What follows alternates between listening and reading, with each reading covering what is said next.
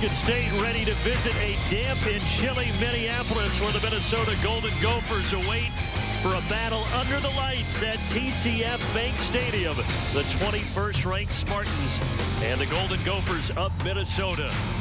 Yes, we had the delay because of the weather. Still misty and a little rainy, but the lightning has cleared and we are just about set for football from the Twin Cities. PJ Fleck has his guys ready to roll, amped up, despite the late kick.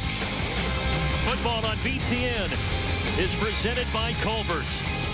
Michigan State coming off that big win in Ann Arbor. They're 2-0 in conference play. Minnesota still searching for that first victory in conference action. And welcome everybody with Glenn Mason. I'm Brandon Gaudin back here in the booth. So we will have some football. That's the good news. And Michigan State, as I said, coming off that big win in Ann Arbor. The win over Iowa the week before that. They're playing really well. Yeah, you talk about a great start. And I think a lot of people, not only in the Big Ten, around the country, thought, well, how long is it going to take Mark D'Antoni to get this program back after that year that they had last year? Well, they're well on their way back, and a big part of that is they're back to playing Spartan defense. And the Spartan defense is going to be tested because Minnesota likes to run the ball, and they're pretty good at it. Well, they're really good at it. They got two outstanding running backs in Rodney Smith and Shannon Brooks, and you know they got big play potential, and they'll give it to the ball to them a lot. Well, they're going to give the ball to them a lot, and Michigan State likes to run the ball too. And in this weather, you got to figure this game could go pretty quickly. Well, you know, you would think so. You know, the weather was okay, then it was really bad. Now it's okay again. As long as the lightning stays away and the rain doesn't really increase, they can run their offense. But if it gets like before, it'd be impossible to throw the football. Well, we're lucky to be dry up here in the booth. Down on the field, Elise Miniker not as lucky. How you doing down there, Elise? Brandon, trying to stay as dry as I can. So are these teams. You know, they're not fazed by this rain. They had it last week. I went to each sideline when they came out after the lightning delay. Minnesota told me we're used to this. And Michigan State said it's still not as bad as last week. An absolute downpour at the end of their Michigan State game. The players have on rain gloves. They're wiping off the benches. They are pretty much soaked. They have actually waterproof pens on the sidelines and heaters as well. The temperatures are supposed to be into the 40s tonight, so it could get a little cool out here. And the rain has been falling since we've gotten here, maybe around 4 o'clock. So I think we're expecting this the whole way. Time now for the Auto Owners Insurance Impact Players. And first for when Michigan State has the football coach. Well, you got to start with running back L.J. Scott. He sat out last week. He's back tonight. Darrell Stewart Jr. I'm going to tell you, watch out for that guy in the jet sweep and the reverses. And Jonathan Celestine, the weak side linebacker, he makes plays all over the field. On the other side, when the Gophers have it. Well, Shannon Brooks, one of the running back, he's a big play waiting to happen. Tyler Johnson having a breakout sophomore year. And Joe Bocci, the linebacker, I mean, this guy is unbelievable. Reigning Big Ten Defensive Player of the Week, Joe Bocci, with that great game in the win over Michigan. And as Elise said, it was rainy in that game where they beat Michigan. It was rainy for Minnesota in the loss at Purdue, and they had a weather delay in that game, just like we've had a weather delay here. But we are about set and ready to rock and roll. A look at the Big Ten Conference. This is where we sit right now. 3 undefeated teams on the eastern side of things, including Michigan State and Minnesota and Illinois, the 2 winless sides in the West, looking for that first Big Ten victory. Michigan State, they won the toss, and Minnesota will receive it. There is PJ Fleck, 36-year-old head coach. One of the things I always want to watch when it's really wet like this is the center quarterback exchange. And when you operate out of the shotgun, which both teams do from time to time, it can really be a problem. Brett Scanlon kicks it away. And after the delay, here we go from Minneapolis. Shannon Brooks tackled just shy of the 25. 19 on the return for Brooks. And out comes Connor Rhoda, making his 7th career start, 1 last year for the former walk-on, 6 starts this season.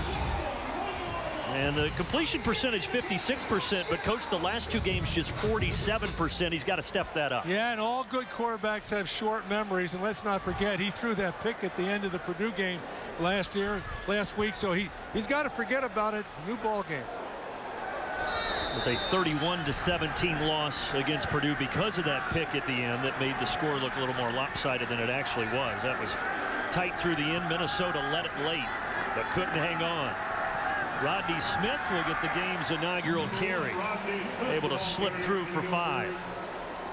I talked about the Spartan defense, that they're back, and you talked about Minnesota wanting to run the football. Well, this Spartan defense by design has stopped the run, and they lock up the man coverage on the corner, and if those safeties get a run read, they're downhill, 9-man front. And that defense, coach, 11th in the nation right now at allowing just 97 yards rushing per contest. They gave up 5 on first down. Connor Rhoda changing thing up with his offensive line. And the change is to go right back to Rodney Smith across the 30 to the 31. That'll bring up a 3rd and 3. Spartan defense, as I mentioned, so good against the run. Here's where they stand in the Big Ten. As you said, getting right back to where Mark D'Antonio likes them to be. Yeah, when they're really good, they're good. And first and foremost, it becomes almost impossible to get 100 yards rushing against these guys. Low-scoring wins against Michigan and Iowa, but the defense held because in both of those games, their offense for Michigan State didn't even score in the second half. Rhoda rolling, throwing, and it's incomplete. On the coverage, David Dowell. Mark Williams was the intended target, but Dowell was great at Michigan with 2 interceptions and a fumble recovery, and he was tight in coverage here, 4th down. Well, direct snap to Rhoda. They move the pocket, which is a good idea. They run an out cut. Little thrown outside. You can see the tight coverage by the corner of Michigan State. Bump and run. They don't give any gimme throws. Ryan Santoso booting it through the raindrops. Takes a decent Minnesota bounce and will check up right around the 25 or 26. 43-yard punt. Sparty doesn't mind the raindrops as that Michigan State defense holds. And now Brian Lewerke and company. You mentioned Brian Lewerke. That is really a new wrinkle in their offense that defensive coordinators don't like to see, because Lewerke is a good runner and he likes to run. He drops back to pass. He will not hesitate to pull the ball down and run with it. Tops on the team with 309 yards rushing. Of course, they have the 3 good backs, L.J. Scott, Gerald Holmes, Madre London. And it's London in the backfield getting the first call. And a nice initial carry for Madre London, 7 yards. 2nd 3, Thomas Barber with a tackle. And L.J. Scott is back. He's not on the field now. L.J. Scott missed the game against Michigan, but he is available. This is a young Michigan State offense. They're only starting 1 senior, and he's a good one, Brian Allen, the center, but only 1 really experienced guy out there. A lot of youth. And the same for PJ Fleck. Gophers as the conditions raining early here. And the ball is on the turf, but Lewerke able to jump back on it. Well, Brandon, I mentioned this. #1 concern in the rain is handling that. They're under center right there. If you ask me, it looked like Lewerke pulled out too soon.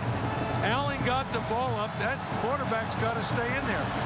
Just like you said, you want to watch the quarterback center exchange, and they're tricky between Allen and Lewerke to bring up a 3rd and 5.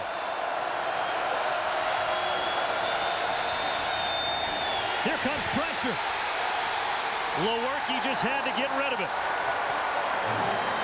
Blake Cashman, Carter Coughlin, they were coming in hot.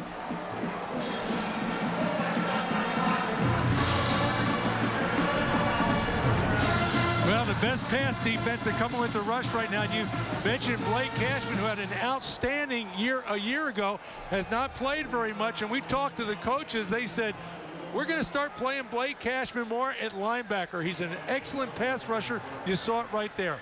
Rob Smith really praised his play in the recent couple of weeks. So both teams start with a 3 and out. And the snap goes through the hands of Hartbarger. The ball is still loose, and Minnesota has it inside the 5.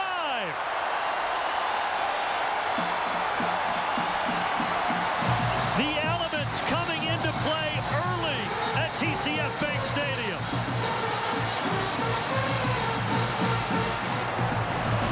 Two big unforced errors. You see the snap is a little high, but Hunter's got to be able to handle that, catch the football. They've had a center quarterback exchange. They dropped the long snap on the punt. Big advantage for the Gophers early in this game. Colin Kafflish was eventually the one who jumped on it.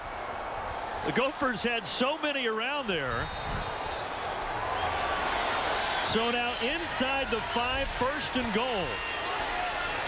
After Hartbarger could not handle the snap.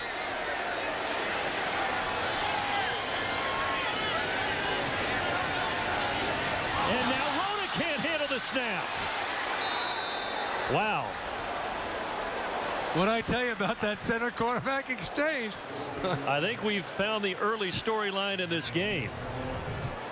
You can see it right here, and the snap is good. I think he takes his eyes off it, just doesn't handle it. And I want to mention, normally in these conditions, the officials do an outstanding job getting dry balls in every play. So it really shouldn't be that big a problem because it's not raining that hard right now.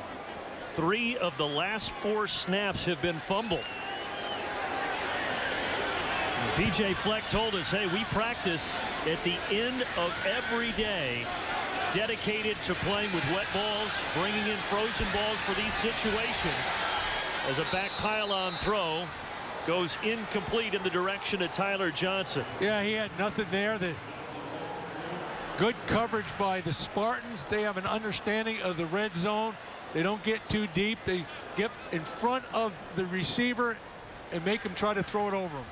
But even though PJ Fleck says, hey, we practice with wet balls all the time, it's a little bit different when you come out here under the bright lights. No doubt. Everything you do in practice is different than a game, you know. It's like guys playing golf says, man, I hit him so good in the practice area. Got to the first tee, I hit it out of bounds. 3rd and goal now. Connor Rhoda. Willick is chasing, and he has to flick it off his back foot out of bounds. And some early frustrated boos. Yeah, you know, and there, you know, I live locally. There's a frustration with Connor Rhoda, but I got to defend him there. He's under a rush. He makes a good decision. There was nothing there. Don't try to force it in. Throw it away. You've got the field goal. You got an exceptional field goal kicker in Emmett Carpenter. He was the kicker of the year in the Big Ten Conference. Take the 3. But the kicking game, certainly like everything else, becomes a little dicier here. 25-yard kick, but no problem for number 38, Emmett Carpenter. The redshirt junior from Green Bay, Wisconsin, punches it through for the game's first points. Fumbles all around, but eventually points on the board. 3-zip, Gophers. At 10 offensive plays, no first downs, and 3 fumbles. That's what happens when it's rainy and cold in Minneapolis. Only 3 of the 10 offensive plays have gained positive yardage. So buckle up. Well, that was, you know, really critical in Michigan State's first series because they ran the ball exceptionally well on first down, and then it looked like they were going to try to go to the jet sweep, you know, on a 2nd and short, and they fumbled the ball, came up 3rd down, and didn't convert. We know what happened on the punt. And right through the hands of Hartbarger, which led to the short field and the 3 points. Jacob Huff had to hold it for Santoso. And it's taken by Connor Hayward. Decent return for Michigan State. L.J. Scott is back, and he'll get the toss here. Missed the game last week against Iowa. Got hit and dropped by Duke McGee, who also has missed some time recently. McGee, the safety for Minnesota, missed the last 2 with the suspension. So 2 players returning and a good gain for L.J. Scott. Yeah, they needed Duke McGee back with the other injuries to Winfield and some of the other guys being banged up. And L.J. Scott, that was an exceptional run. There wasn't a lot there. He showed great patience, made the cut when he had to, picked up 9 yards. Well, certainly they are expecting more from L.J. Scott, saying he's the most electric of the 3 backs. Here he goes again with a nice hole into Minnesota territory. That's what they've been wanting to see from that young man. Well, let me tell you about L.J. Scott. That was a good run there, but the way that line block, you could have ran that for a first down. Look at this line block. Look at that hole. When you let a back like L.J. Scott hit it north and south without being touched, you got problems. I don't know that I could have taken that 23 yards, maybe 3. I said for a first down. Yeah, don't get carried away. Okay. Just a few that time for Scott to make it 2nd and 7. Now, L.J. Scott, earlier, let's not forget, he had trouble holding on to the football. Some costly fumbles that he had. Early in the season, that was the struggle. Also had the offseason shoulder surgeries. He said he had numbness since high school in his shoulders when he got hit. Wanted to correct that, so had that fixed in the offseason. Lewerke with time, and now he has to escape and improvise, and it's batted down. Kamal Martin, frustrated with himself, thought maybe he should have had an interception. Yeah, the Spartans are really lucky there. I thought Lewerke would have taken off as much as I talk running. He sees the receiver coming across, but you have to see where he's going. As you mentioned, Martin was right there. Big mistake like Lewerke, and he got away with it. Larice Nelson was open for Michigan State. Couldn't get it to him. 3rd and 11. Oh, in and out of the hands that time of Darrell Stewart. Stewart is having a breakout season, 20 catches after only 3 last year. But he could not hang on with a wet football coming at him.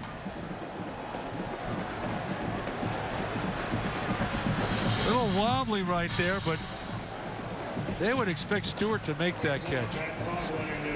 And that's a catch that he has been making this season, but again, a little bit different with the heavy rains and the wet football. And Lewerke's the holder. I always got nervous when the quarterback was the holder.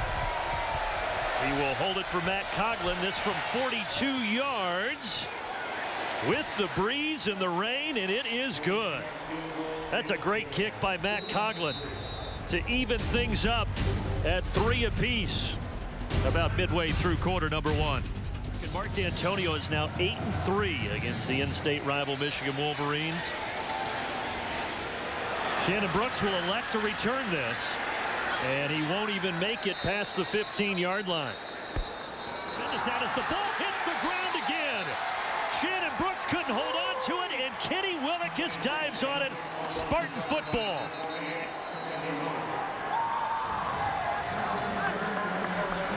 Yet another fumble.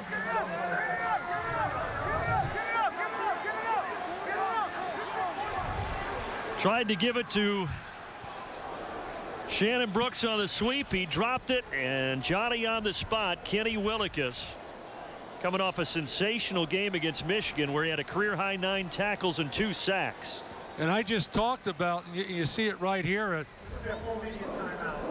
Minnesota right guard Vincent Calhoun got rolled up on. Yeah, just take a look at his left knee right there, and he gets rolled up in the pile. He gets bent over, and leg was pinned under him, and let's hope he's okay. We had just discussed all the injuries on the offensive line for Minnesota, and unfortunately there's another. So Michigan State working with a very short field. Madre London with 5 yards on the carry. That's the second time that they've gone to the toss sweep to the left and been pretty effective with it. I thought Minnesota rallied to the football pretty darn well there, but they were able to fall forward and get necessary yards inside the 5-yard line. Each team has fumbled twice. That last Golden Gopher fumble putting Michigan State close to the goal line, and they'll try the toss play again, and into the end zone goes Madre London. The Spartans taking advantage of the short field, and the Little Rock, Arkansas native Mondre London, his second rushing touchdown of the season, this one from 3 yards out. Yeah, as I mentioned, you toss sweep, big part of their game plan early in this game, which tells me that in the week preparation, watching the film, Dave Warner, the offensive coordinator, co-offensive coordinator with Jim Bowman, they saw something that they think will work. And it worked well to make it 9-3. That one is good by Matt Coughlin. So with 6:25 left in the first, the Spartan fans have reason to celebrate. Yeah, good blocking, pulling out there, and man, you can see both teams are playing hard. This is football weather, fellas. You get fired up. You don't like to put the ball on the ground, but guys are playing hard, blocking. This is Big Ten football. Minnesota struggling a little bit more here tonight, and for more on that, let's bring in Elise. Look, it probably doesn't come as a surprise that these guys are having trouble hanging on to the ball, but PJ Fleck specifically told us before the game that every day after practice, they practice wet ball drills. At Michigan State, when we visited them earlier this season, I noticed in their meetings room, they have a poster with a football literally sticking out that says ball security is job security. These conditions proving just how hard it is to have that ball security in this game. The rain has let up some, but it's still coming down here. And light rain expected throughout the rest of this game. And chilly temps in the mid-40s. Tyler Johnson with a completion, trying to dance away his 18th reception of the year. And that leads all of the Minnesota Golden Gophers receiving corps. You know, we talked about with Vincent Calhoun getting injured, and they were already in bad shape. You know, they have to start switching some guys around. Guys that normally play left have to go right. Some guys play guard. They have to play tackle. Man, that's tough to do. And they've put Quinn Oslin, number 58, out there. Normally a left guard. As you said, he's over in the right guard spot now. They continue to shuffle things. Quickly out to Shannon Brooks. He stayed in bounds. And finally shoved to the turf across the 45 by Joe Bocci.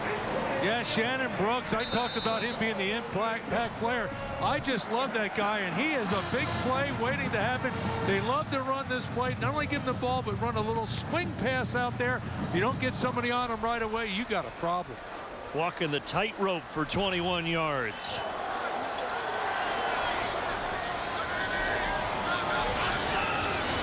Now Connor Rhoda will hand it off to Brooks. He'll take it into Spartan territory. Tackled by the safety, Kari Willis. You know, when you play that press man coverage the way they do, when you have that swing pass out of the backfield, that means the linebacker's got to go take that guy. Easier said than done. Easier said than done. Joe Bocci did get the tackle, though, when that happened. And we have whistles here before the snap came.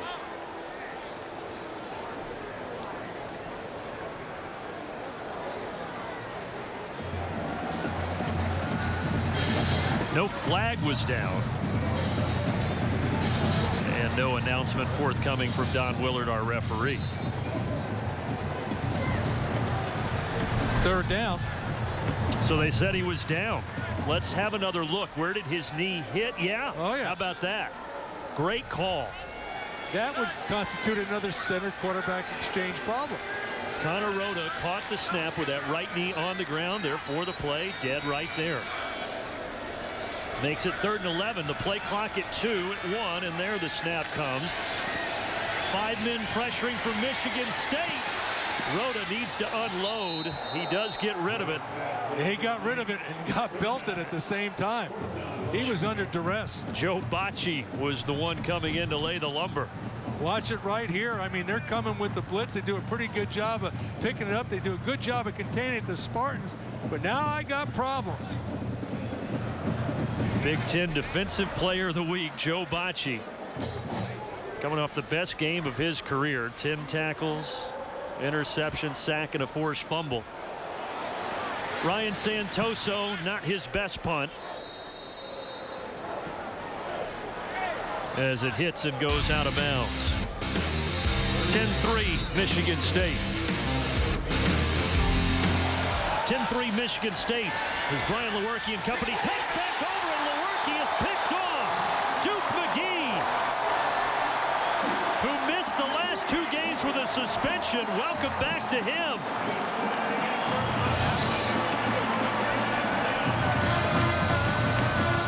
I'm a little surprised they came with the play action pass as well as they've been running the football. Duke McGee, he sniffed that one right out. They faked to the back, sent it tied up on the seam, but you had a middle safety, and he jumped it. Spartans were lucky he fell down. And that secondary that's had so many injuries was so thankful to have McGee back, and that is why. The Duke with the interception of Brian Lewerke. Michigan State, they've now had 2 turnovers in their own territory. Can the Golden Gophers capitalize?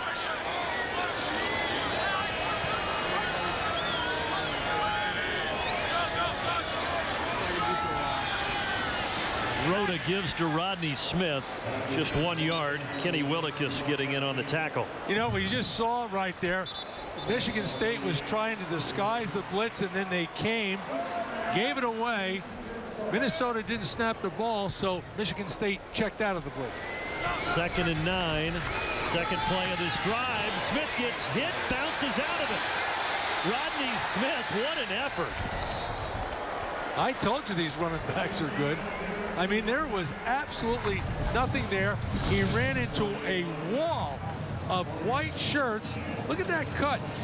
Lowers his pads, bounces off to the races. Andrew Dow was the one who initially hit him that he bounced off of. And essentially Rodney Smith ran 20 yards there to gain 4. An impressive play, 3rd and 5. Now from here in the wet conditions, it would be about a 47-yard field goal. Rhoda's not thinking about a field goal, though. Incomplete. He has been targeting Mark Williams a lot here early, but yet to connect. Yeah, and you know that the thing about it, you got to give the receiver a chance to catch the ball, and he's throwing up there, and he overthrows it, and you can see that ball sails out of bounds. Even if Mark would have caught it, he'd been out of bounds.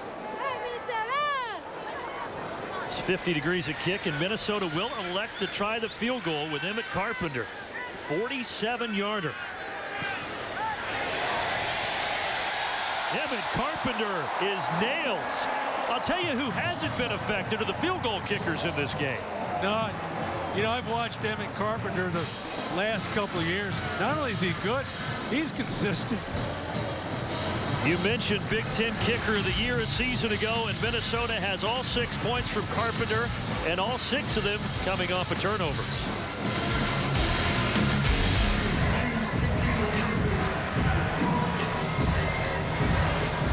(10-6) Michigan State, as Minnesota inches a little closer with the 3 points on an impressive 47-yard field goal in the tough elements from Carpenter, and now Santoso booting it away. Returnable for Connor Hayward. Hayward with some space. Whoa. And then he runs right over Ryan Santoso.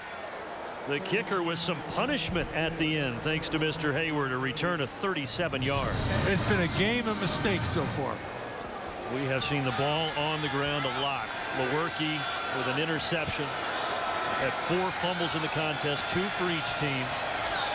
L.J. Scott patiently waiting for a hole to develop out to the 42, 4 yards on that carry. Well, they lined up in an unbalanced formation, then motioned back across, and I don't think Minnesota lined up properly versus that, and that's why it was wide open.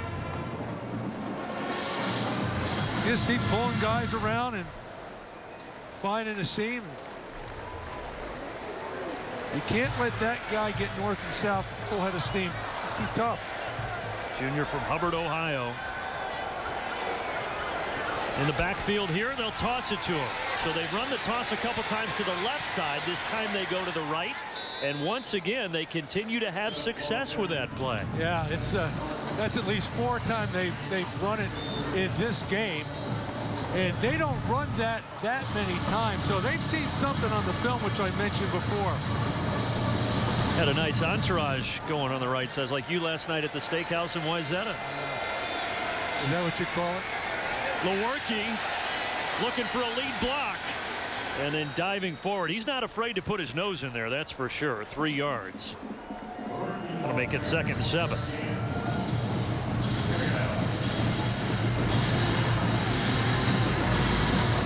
'61-year-old Mark D'Antonio coached under Nick Saban, Jim Tressel, coached under Glenn Mason.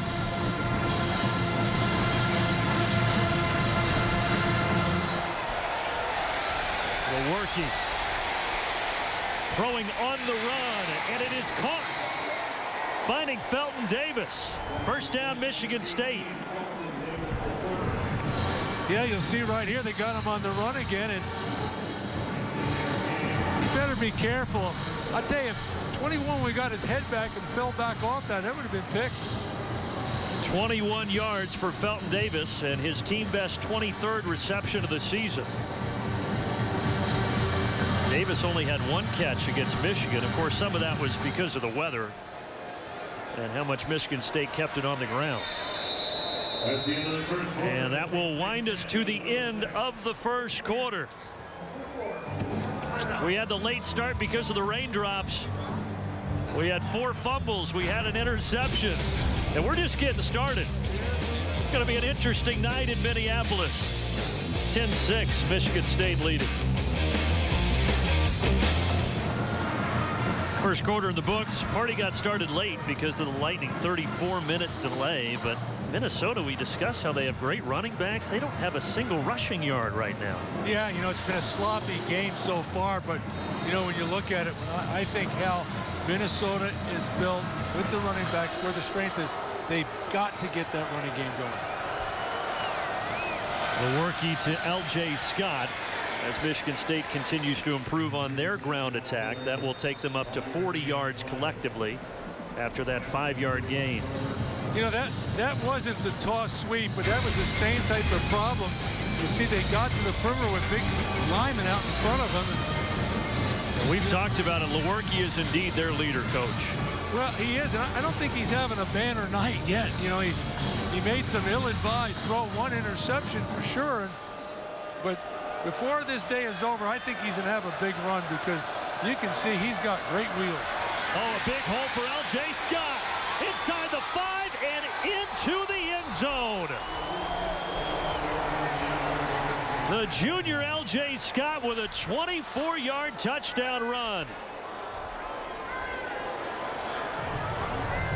Yeah, you look at it, I talked about it. You'll see it's just a counter play. They take the fullback in the right guard and they pull to the left. Everybody else is sealing. They wipe the line down. They get good blocks. And as I've mentioned, that impact player, L.J. Scott, if you let him go in north and south without being touched, it's going to be a long day. 77 yards. And the Spartan faithful that are viewing this one, they are happy to see L.J. Scott running like he is. Scott with the 77 yards. Minnesota doesn't have a single rushing yard collectively. And Scott dancing in to make it 17-6. And last night, the Izzone camp out in East Lansing. Look at this crowd that came to support. Unbelievable. Tom is, I love that guy. You know, when I was still coaching and we'd have our coaches meetings, he'd hang out with all the football coaches. And they love him in East Lansing, no doubt, just like they love Mark D'Antonio. Shannon Brooks taking it from inside the 5 and tackled just across the 20. They'll sweep it on the hand of Rodney Smith, but Michigan State wasn't fooled. 1-yard gain. And it's Dimry Croft that is out there, not Connor Rhoda anymore at quarterback. So Croft has been reinstated after a 3-week suspension, and PJ Fleck putting him out there. Yeah, you know, PJ's had to handle a lot of questions about it, and he's been quite insistent that Connor Rhoda is the quarterback, but we're seeing something different right here. PJ Fleck said earlier this week, when asked whether or not Croft would play, said, well, we need to see if we can trust him. We'll see how he responds this week in practice. Responded well enough, obviously, to put him in here in the second quarter. Shannon Brooks back out there and getting the handoff. That's a good sign because Brooks went out earlier with an injury. But he's brought down quickly by Joe Bocci.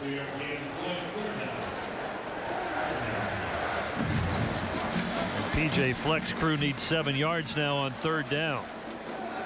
So now we'll see how much he trusts him on 3rd and 7.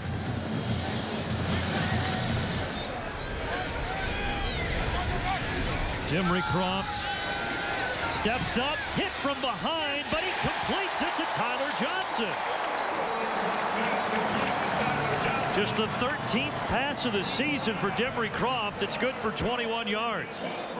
And he just got rid of that football. Good concentration, put it on the money. Split second more, he would have been sacked.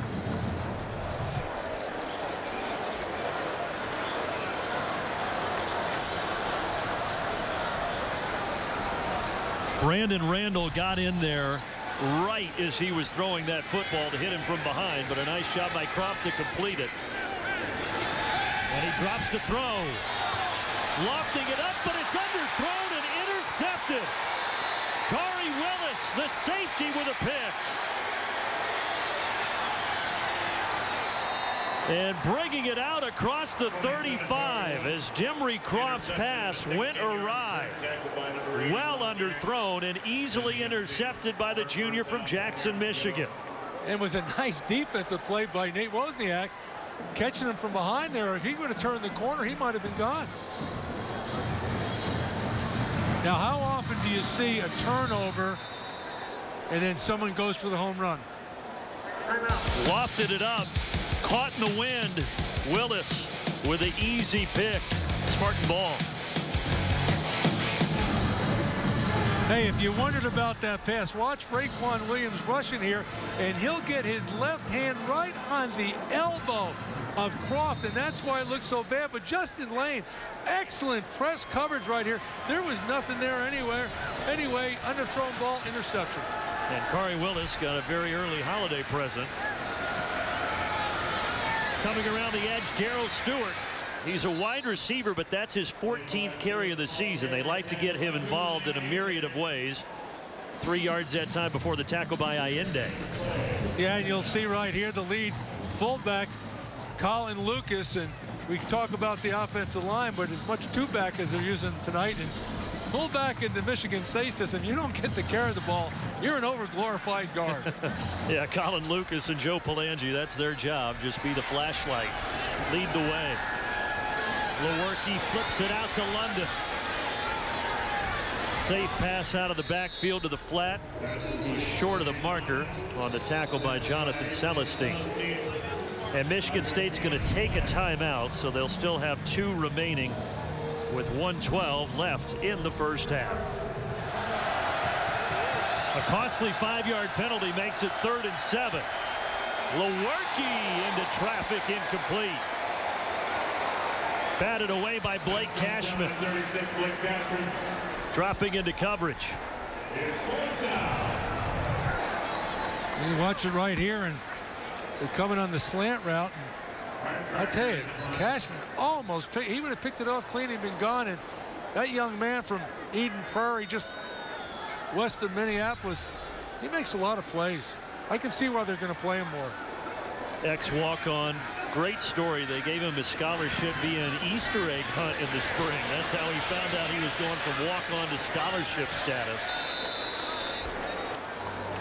As the punt from Hartbarger sails into the end zone. PJ Fleck will remove the headset, and his Gophers trot to the locker rooms down 11 to the 21st ranked Michigan State Spartans. A first half that saw 4 total turnovers, 2 by each team. LJ Scott, he had it going on the ground for Minnesota. Stay tuned. Buffalo Wild Wings halftime report coming up with Rick Howard and Chuck in Chicago. Blustery, windy, rainy, nasty. That was what the first half was weather-wise. 17-6, Michigan State leading it at intermission by 11 over Minnesota. Welcome, everybody, back in the booth with Glenn Mason. I'm Brandon Gordon. We had the weather. We had all those early fumbles. I don't know that Michigan State really minded that much, so they moved the ball pretty well on the ground. Well, it was a little bit sloppy. And one thing that they're really happy that L.J. Scott is back. He sat out last week, and this guy is really something. He's the difference in the ball game. He ran the football. Good blocking by the offensive line. And this guy, 230 pounds, low to take down. He's a pass receiver, picks up on the throwback, 26 yards right now, and steps out of bounds, and he can just do it all. I tell you, if you don't touch this guy before he gets to the second level, forget about it. He's going to be in the end zone. Difference in the game. They talked about how explosive he was preseason, expecting big things. He had a big first half. Here are the total numbers between the two teams. Michigan State with 155 yards on the ground with L.J. Scott leading the way. The turnovers were a big story. Each team with 2 in the first half.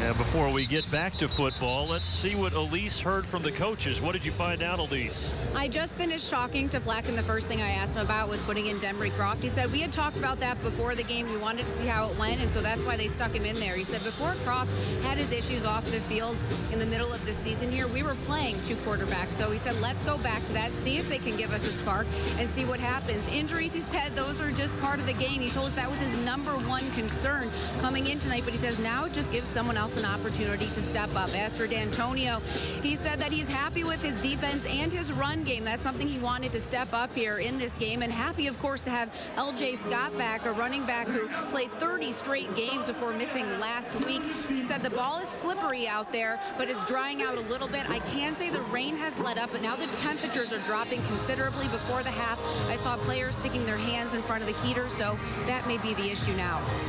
Well, we noticed you put the gloves on down there, so we know the temperature's dropping. It certainly feels more chilly up here in the booth.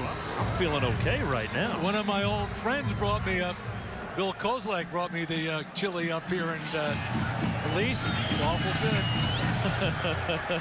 We'll save you some, Elise. It's spectacular. Third quarter starting with a kick through the end zone. But he came in and finished that second quarter for Minnesota. Here it's Brian Lewerke starting with a give to L.J. Scott. He continues his big day. L.J. Scott has 124 total yards. Minnesota has 108 yards. Well, L.J. Scott, we talked about him before the start of the game. He's a veteran running back. He's a 6'1", 230-pound junior from Hubbard, Ohio, and I mean, he's just tough to take down. Strong. Last year, he was 6 yards shy of 1,000, 994, and all the talk in the offseason about Scott and the year that he would have. You mentioned the fumble issues early on in the year. Missing last week, hopefully breaking out now for the Spartans up the middle. L.J. Scott stopped at the 50 by Jacob Huff. And with that carry, L.J. Scott is over the century mark, 101 yards on the ground. He came into the game with 214 on the season.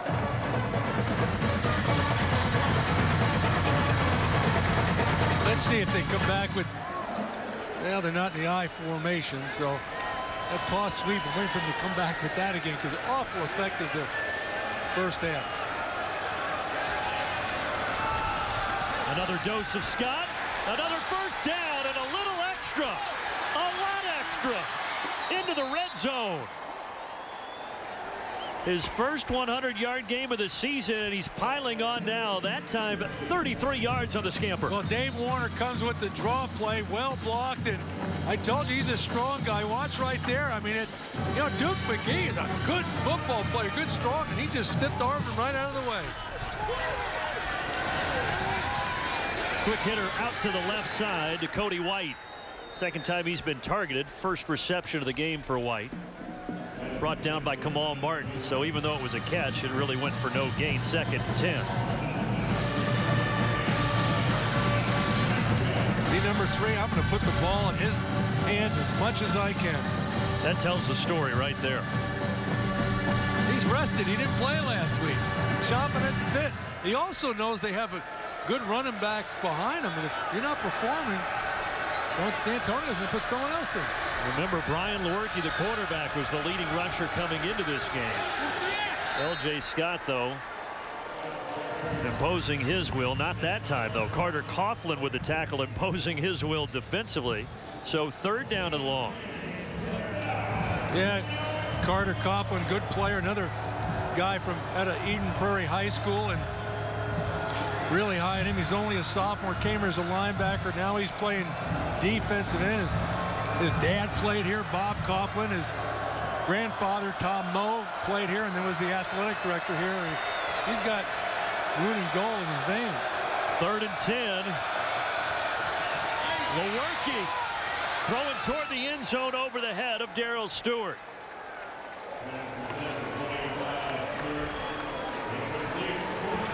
I guess hindsight's 20/20, but did you like the decision here? Yeah, you got to figure that they're going to come after it. And, you ran the draw play last time in that situation and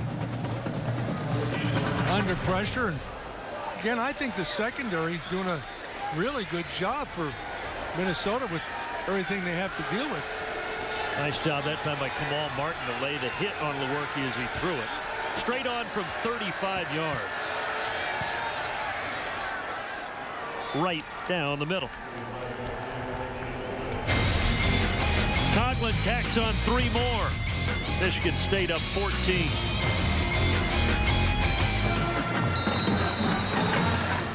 Field goal for Michigan State. L.J. Scott helped push him down the field. And the big evening he's had. He's gained 6 first downs as L.J. Scott. Minnesota as a team has 6 first downs in this game. They only have 108 yards of offense. Antonio Chenault across the 25, or rather Shannon Brooks. It's not Chenault, Shannon Brooks. Dimry Croft is the quarterback. Connor Road has started it, but the last few series we've seen number 11 for PJ Fleck. He's going to have to scramble, try to make something out of nothing. He's lucky that that's just incomplete. Yeah, that would have been a coverage sack because there was no place to go, and you always get nervous against a good defensive team when you go to scramble backwards outside because they normally have contained. You either got to throw it away or pull it down and run right up the middle. That one interception that Croft threw in the second quarter, he was disrupted by Raekwon Williams hitting his arm, and it fell short. Was picked by Kari Willis.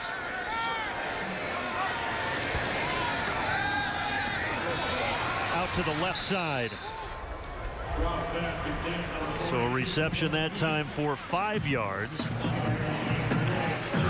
Well, they got it to a workable down now. It's the 3rd and medium. It's not 3rd and long. So, it brings in the possibility of, throwing to the back or going with the draw play or coming with a fire screen and taking a little pressure off the inexperienced quarterback.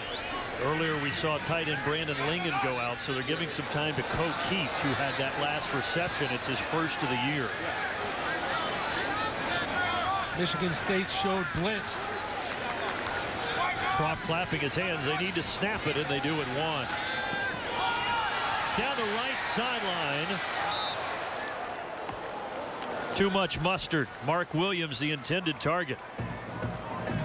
They have looked at Mark Williams a lot in this game. They're just having trouble connecting with number 8. Yeah, and the thing about it is Michigan State, Harlan Barnett does such a great job at those corners and secondary, and you saw the safety. I mean, he flashed right out of there, and if that ball was going to be thrown inside, he was going to make a play on it. You said it earlier, but Michigan State, as Minnesota told us, they said, hey, their challenge on defense is that they think their corners are better than your receivers, as this punt is a little too good. The extra bounce taking it over and into the end zone. So a 68-yard punt, but just a net of 48. Last time through the air, this time not much on the ground. Nothing on the ground from Andre London. Well, you see it right here. They're going with the draw play again, but Carter Coughlin in defensive end positions loops into the left. Some people call that a tech stunt. You know, tackle first, then the end. Next, got it. I'm with you. Play. Well, we praised Blake Cashman. Carter Coughlin, they say he had his best game of his young career against Purdue. And picking up where he left off. Play action. Lewerke slinging it across midfield, and then Darryl Stewart escapes. And the result will be him getting down to the 35-yard line. Another young guy, Stewart, a redshirt sophomore out of Houston, and good coverage. Did he step out? Boy, it's close.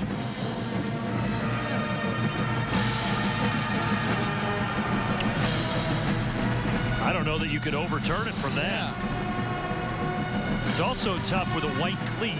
Yeah, Jacob Huff, you got to wrap him up there. I think Jacob thought he was out of bounds. 25 yards on that last play for number 25. And then right up the gut for Madre London. Takes it to the 29. They've been pounding the inside. They come back with two back. Watch out for the toss sweep. Think they go with that here, get to the outside? Nah, the fullback went out, so. Oh, yeah, Lucas just exited. L.J. Scott, he's getting a breather. Tight formation. Matt Sokol went in motion. They do toss. With Sokol as the lead blocker, there are others out there. This time, though, Minnesota was ready. Kunle Ayinde on the edge. And a gang of others in gray with a tackle for a loss of 1. Yeah, same play, different personnel. Fullback went out. They used Matt Sokol, the 6'6", 250-pound tight end from Rochester, Michigan, as the lead blocker.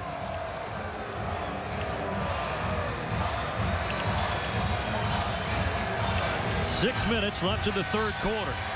A game that started late, 34 minutes late due to a lightning and weather delay.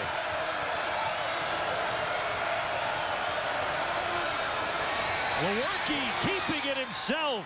He had the option with London behind him to pitch it, but he tucked it, ran, and got the first. Yeah, he came with the option. There was penetration, and one of the things they really like about Lewerke is he can take a nothing play, which that was right there, and turn it into a positive play. Good job by the guys up front, including Tyler Higbee, big left guard, keeping things clean for Lewerke. High formation, toss left, London bouncing it outside. Creative running by Madre London. This is the 13th play of the drive, 9 yards. Yeah, about 4 of the guys, I just mentioned their name, they all pulled left and blocked. They did a good job. The other part of the station says if we don't run this ball in the end zone, you guys aren't going to believe what's going to happen to you Monday in practice. So, Coach, this will be the 14th play of the drive. Michigan State's had 21 plays this quarter, Minnesota 3. And I told you this was an important series. They had to get a stop. They have not been able to get the stop yet. It's not looking good. London slipping through just inside the 4.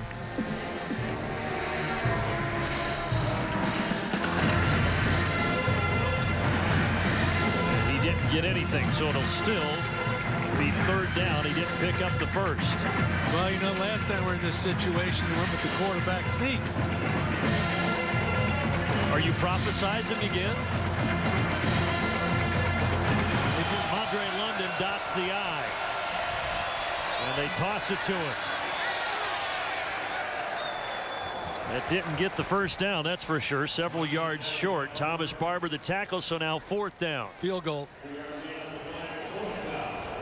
And Matt Coughlin and company will come on the field for 3.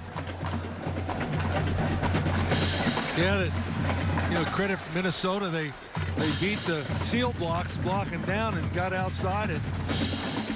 Thomas Barber, 41. Big middle linebacker.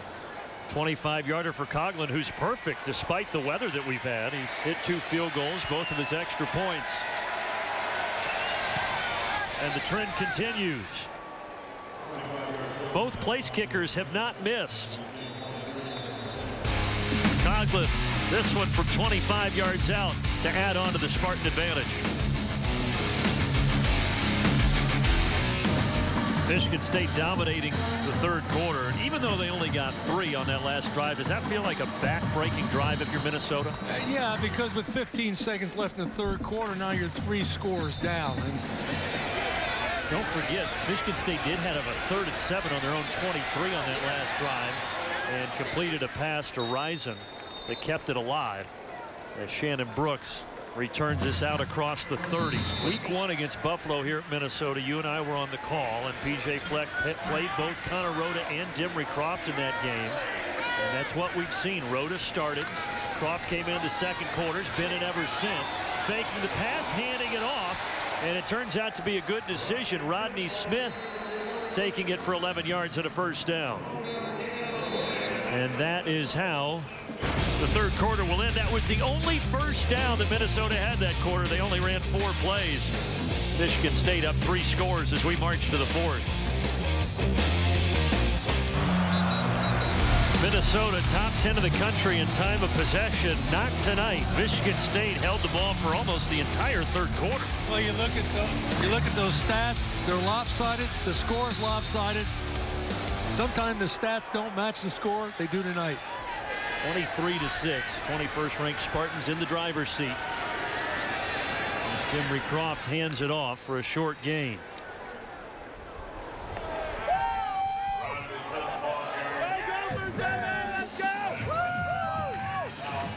Two buddies on opposite sides, Mario and Luigi. So quite a few Michigan State fans in town, you know, enjoying the Twin Cities and touring the campus and enjoying the nice weather. Yeah, well, they're used to this, though. And both teams played in inclement weather a week ago. Michigan State in Ann Arbor and then Minnesota in West Lafayette.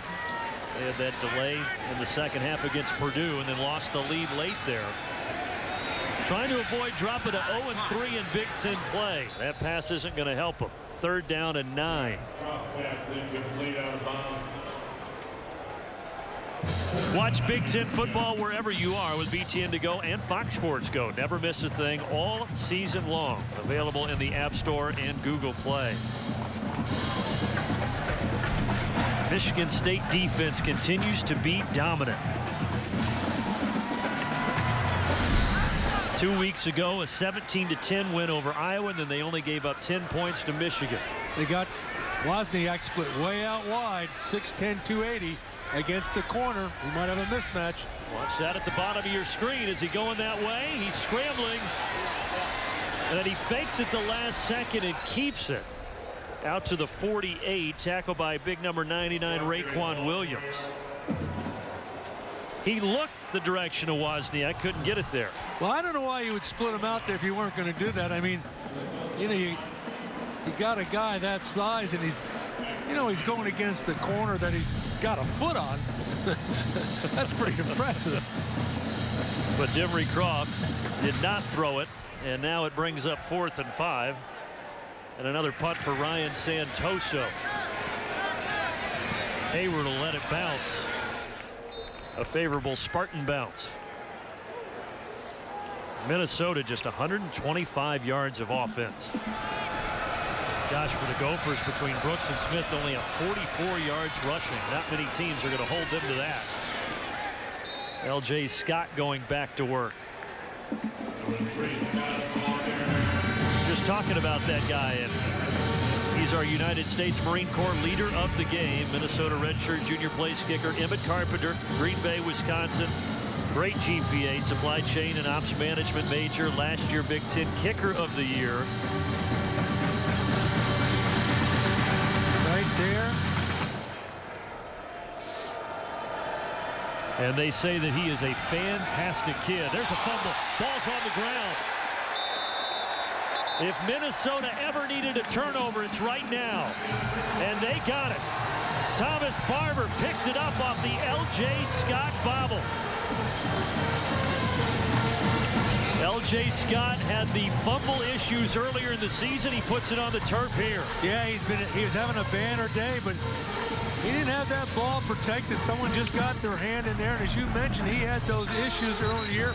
We asked the Spartan coaches because of that, are they concerned? They said no. I mean, He's normally very good at protecting the football, but and you're exactly right. That is the break that they needed right there, because I don't think they could get themselves back in the game without mistakes by Michigan State. They've had the short field on a couple of Michigan State turnovers. They get the short field again, and now they fumble the football. Shannon Brooks couldn't hang on, but Minnesota does recover as Brooks jumped right back on it. Yeah, we'll see it right here, and they fake that jet sweep, and yeah, I mean, he never got a handle on it. He fumbled on the jet sweep earlier, did Shannon Brooks. But Shannon Brooks looked like he didn't even know he was getting the ball. You know,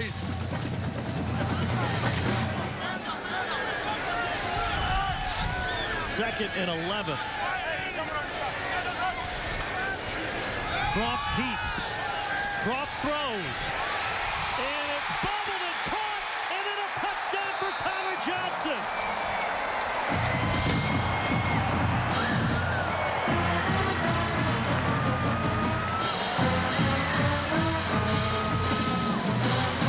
Against Purdue, Tyler Johnson had his third touchdown of the season. Now he has his fourth.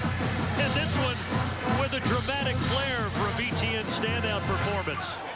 yeah, we talked about this young man right here, and he would like to catch it cleanly, but he's having a breakout sophomore year, product of Minneapolis North, and I think we've effectively seen a change at quarterback in the Gopher program. Both place kickers continue to be perfect. That 28-yard touchdown pass was the first touchdown for Minnesota. It also was the longest play that the Gophers have had. And all Gophers' points have come off turnovers in this game.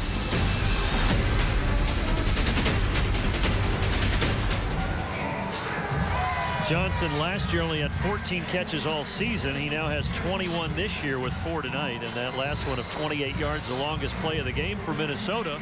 Well, they finally find the end zone. And now you feel like, okay, they've got a little life. Well, they do. And, you know, now they're thinking about go ahead and make another stop or get another turnover. All we got to do is get another score. We're right back in this. They're right back in this game right now. Let's face it. Michigan State, 3 costly turnovers have led to all 13 Gopher points. Connor Hayward stretching it outside, and this is a big return for Hayward. By far his best of the night. He flips the field position and puts Michigan State at the Minnesota 45. You know, I thought he hesitated initially like he wasn't going to hit it, and then he broke out, and he almost got him right there. He did a little pirouette. I think that's what they call that. And he's off to the races, and guys are picking up blocks. And look at the change in field position.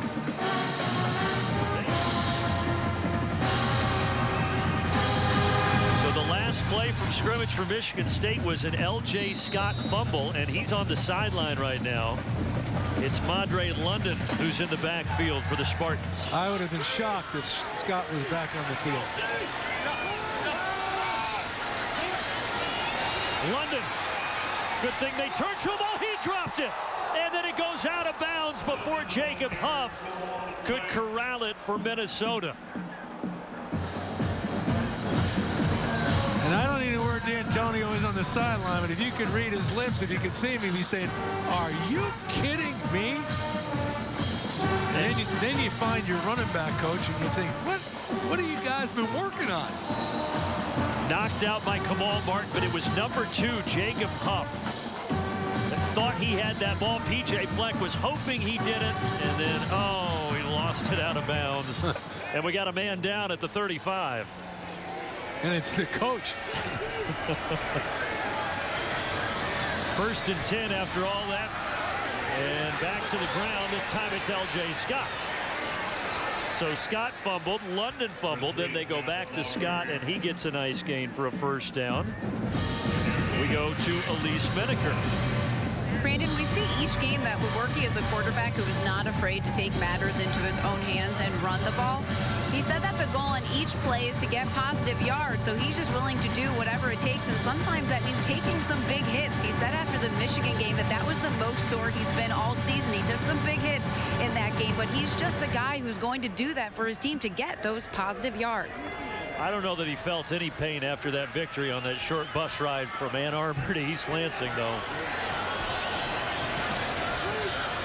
Tossing to L.J. Scott. Slips through.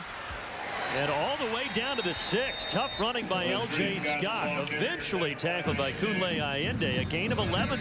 Yeah, they're showing some authority here in Minnesota. I was confused. They didn't get lined up correctly. Percy Snow, one of them out of Canton McKinley High School. L.J. Scott to the outside, and he's into the end zone. He just set his career high in rushing yards, and he also gets his second touchdown of the evening. I'm going to tell you, after they evaluate film tomorrow, the one critique is they're going to say, we didn't run the toss sweep enough. Well, it's worked, that's for sure. It seems like every time that they have run that play, it's been for great gains, and 165 yards, a new career high for L.J. Scott. Did you see 65, Brian Allen, the scene? That was a thing of beauty, him pulling out there leading that play. Showing he can move at 302 pounds. Minnesota felt like they had some momentum. They were back in the game, and that one could be a backbreaker. L.J. Scott having a career night in Minneapolis.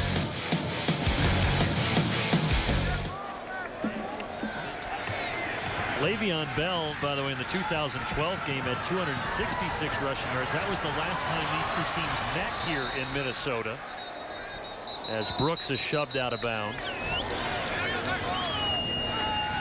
Croft once more, using the legs. No slide again, lowered the shoulder. The 205-pound redshirt sophomore, 6 yards. Well, I'm sure Tressel and Barnett, the defensive coordinators, they came with outside pressure. When you come for outside pressure like that, there's no place for the quarterback to go up the middle. You guys in the middle, you got to contain them right up the middle and form a cup there, and they haven't done that. Able to slip through. That makes it 2nd and 4.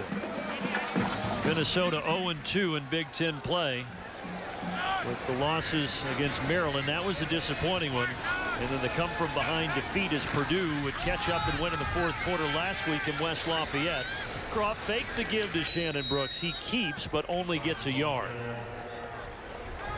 Well, there's no doubt this will be 2-down territory for the Gophers.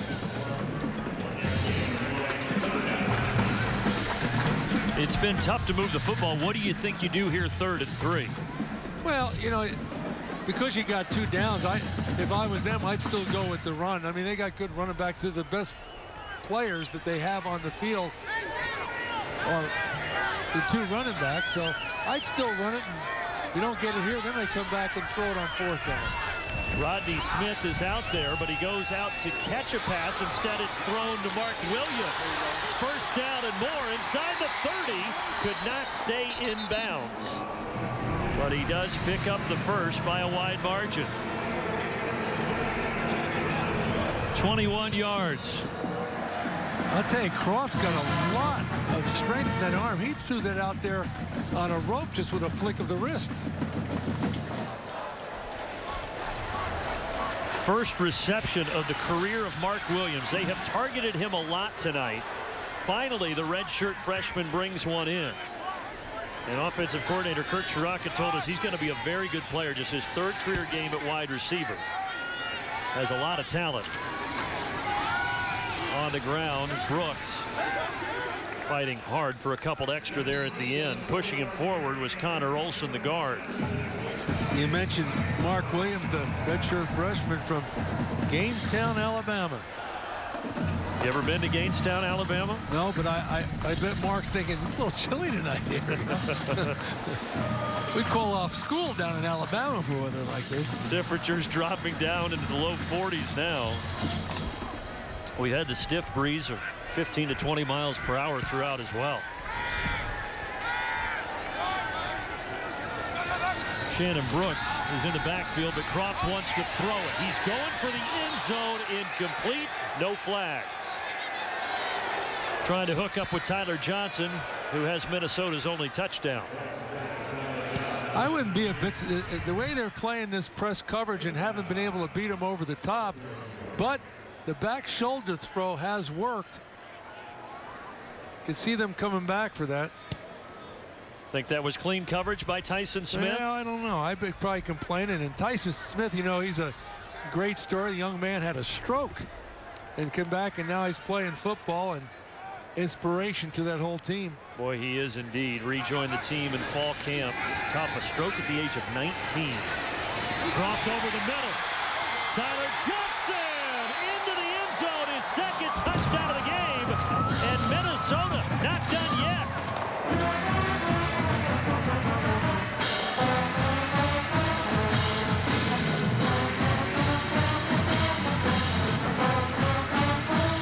The first touchdown that Johnson had, he bobbled it, popped it in the air twice to himself. There he left his feet to cross the chalk. Same type of play, crossing route over the middle, and Croft finds him. And you put the ball in number 6 hands, he's exciting. And I'm sure a lot of people would say, geez, I wonder if Croft started this game, if this whole game would have been a different story. Yeah, it was Connor Rhoda, but the ball turned over to Croft. 2 touchdown passes, both to number 6. Don't change that dial, because the Golden Gophers are saying, hold on, we got a little bit left in the tank.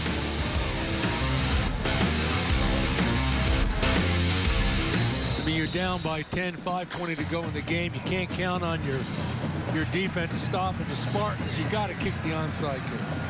Emmett Carpenter lines up for it. That was too easy.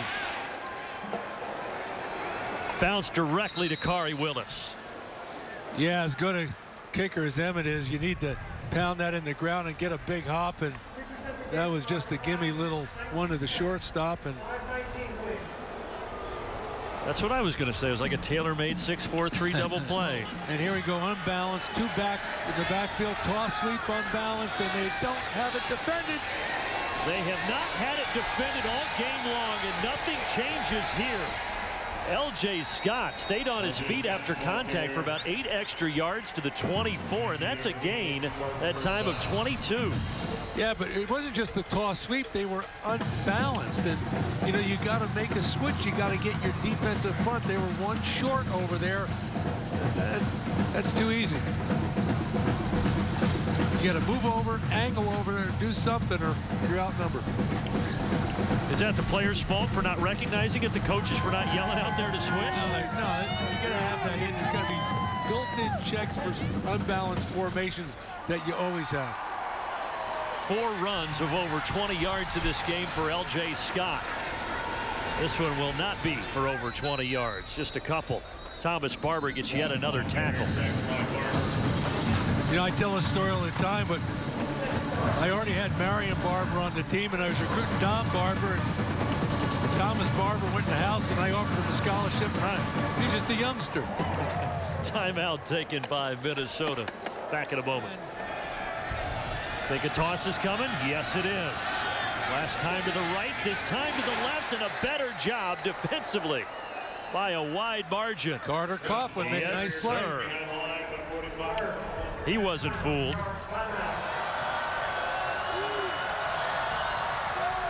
Delayed give. L.J. Scott. That'll make it 4th and long. Now, you know, time becomes a big factor, but it goes through all coaches' minds like this. To your point, you let somebody hang around long enough, bad things happen. And that's what he's thinking right now. 3:23 and count. This game should not even be, you know, it should be over. But it's not.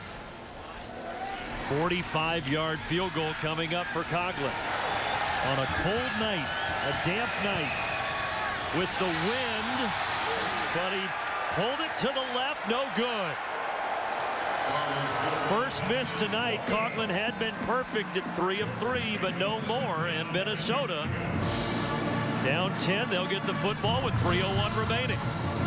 Yeah, you know, we talk all the time about a thing called momentum, and it's hard to define, but when you see it, you know it, and it goes back and forth. And right now, as of late, all the momentum is with the Golden Gophers. Bad news for Minnesota. They have no timeouts remaining. Good news, they're still in this game, and they'll start the drive from their own 27. Demery Croft, in relief of Connor Rhoda, has thrown 2 touchdown passes on the last 2 drives, both to Tyler Johnson. And they start off with his arm here, but his pressure's coming. He flings it up in the direction of Johnson, but Matt Morrissey almost picked it for Michigan State. Yeah, I'm not sure if Croft was trying to just throw that away and couldn't get enough arm, because he is defended. I mean, you can see it right there. Tyler Johnson became the defender. He knocked the ball away from Morrissey. It would have been intercepted. And Tyson Smith came on the corner blitz. Brought that heat to Croft. 2nd and 10.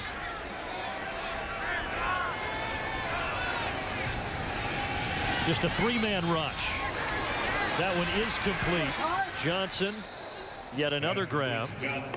Brought down by Josiah Scott, the corner. One of the things that we've seen a change in the Spartans this year, they've changed up their 3rd down package compared to what they've done in previous years. And you're going to see a lot of that right now. Giving a 3-down lineman look, but not necessarily just rushing 3. Oh, there's holding there. They rush for that time. Diving attempt. They say incomplete. Mark Williams was in search of his 2nd catch of the night, could not bring it in. You saw a hold. They did not throw the flag. It's only holding if they call it. Ruled incomplete on the field. Tough to tell from that angle. Looked like he trapped it against and he didn't get up complaining. Yeah, there was no argument. You're right. Here it is, the ball game, 4th down and 4. Minnesota has to have it. Croft does have it. 1st down into Michigan State territory. Hooking up with Mark Williams. Yeah, you talk about Mark Williams emerging as a receiver. We already knew about Tyler Johnson. And the Spartans have really been vulnerable over the middle. 22-yard gain, and it keeps the Gophers alive. And that one is batted in the air and incomplete. First time they have targeted Drew Himaleski, redshirt freshman. A receiver is another area where they've had so many injuries. And Himaleski getting an opportunity here, could not quite hang on. Yeah, you can't lead him with the defender coming inside out. You got to put it right in his midsection there. Croft's numbers since coming in.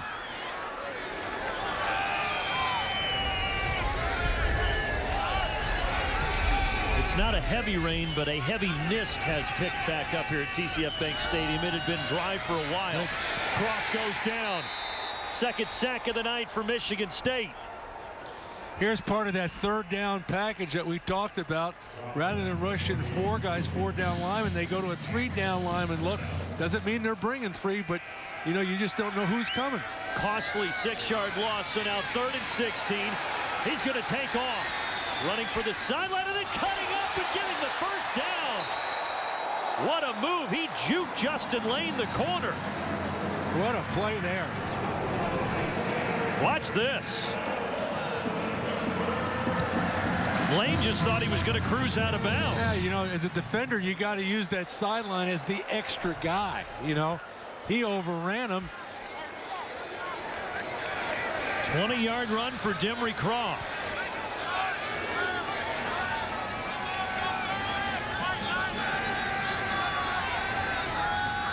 Blitz again. Yeah, Blitz. 5 coming. Blitz. Croft in trouble. He is able to complete it to Brooks. 1st down. Brooks inside the 10. A little magic escaping the pressure. Demery Croft completes it for 23 yards. Don't go anywhere yet. Now it's 1st and goal from the 9. And a quick score and an onside kick. In motion, Johnson goes to the bottom of your screen. Pressure coming again, and he just flips this away. So Michigan State has been getting in there on Demery Croft, and he just had to get rid of it. Yeah, they're giving pressure. There's a lot of different stuff coming up there and twist stunts, and you saw Chris Fry coming around, looping around in the back, and you know it's a late blitz, so if you can throw it on time, something quick, you're fine. But if you have to go to your second read, you're going to get chased out. Andrew Dow was blitzing as well on that last play.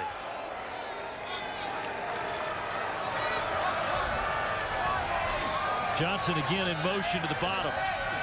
Croft is looking that way, and he's got it for the third time tonight.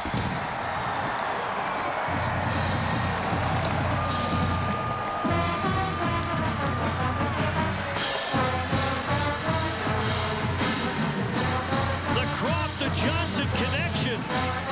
Not once, not twice, but 3 times.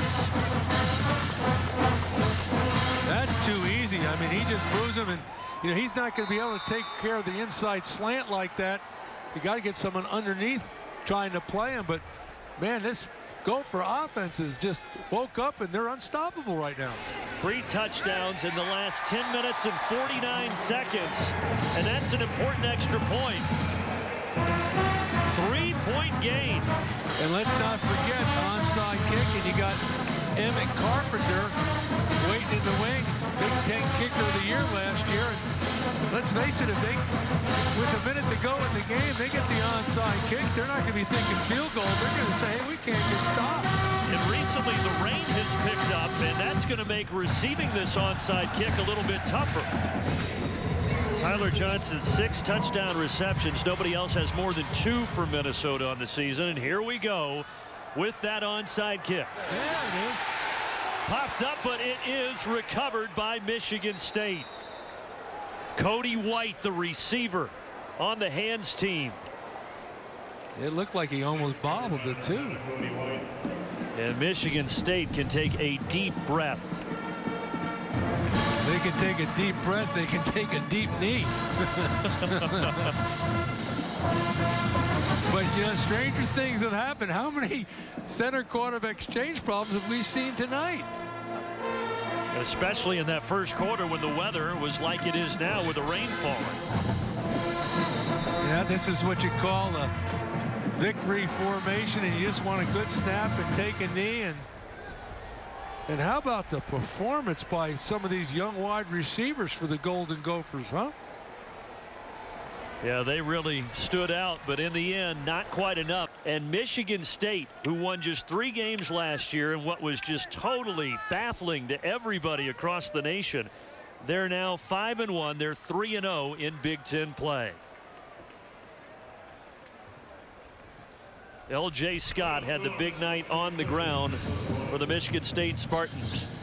A career high in rushing for L.J. Scott, 194 yards, 2 rushing touchdowns. He was the hero. Minnesota trailed 23-6 after 3 quarters. They fight back, but still drop it 30-27.